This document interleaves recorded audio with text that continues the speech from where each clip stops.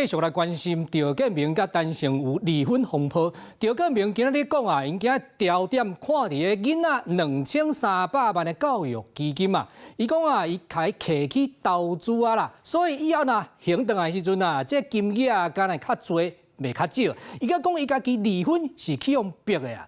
陳成瑜聽到趙建明安尼講，伊是啥物反應呢？陳成瑜就馬上就講啊，我聽你咧鬼話連篇啊，聽你講話啊，真正係強要中風啊。趙建明登來台灣過6天後，今仔日總算親身出來講話，歸回侵佔2300萬的教育基金，是用在投資理財上，小孩都了解，也同意由我管理。我給他們的只會比2300萬多，不會比2300萬少。鬼話連篇嘞，老大跟他講了1個小時嘛，我就還2300萬。然後我兒子說不對呢，你2300萬，你當初他是說我定存不會投資，那你好歹。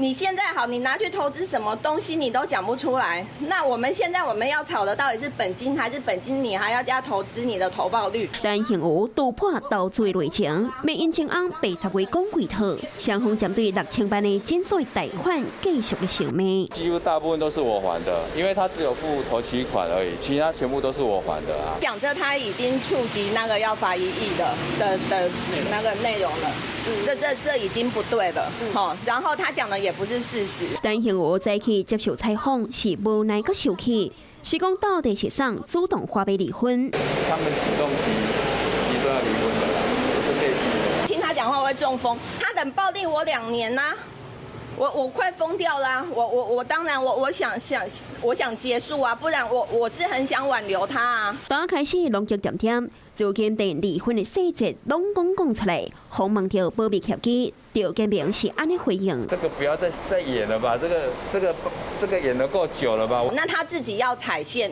你再去問他。我收集多點證據以後啊，一起告嘛。控訴家己在過去這段婚姻中承受冷暴力，面對前翁對我所講的婚姻內情，陳成瑜是聽甲真插耳，兩人的風波也未結束。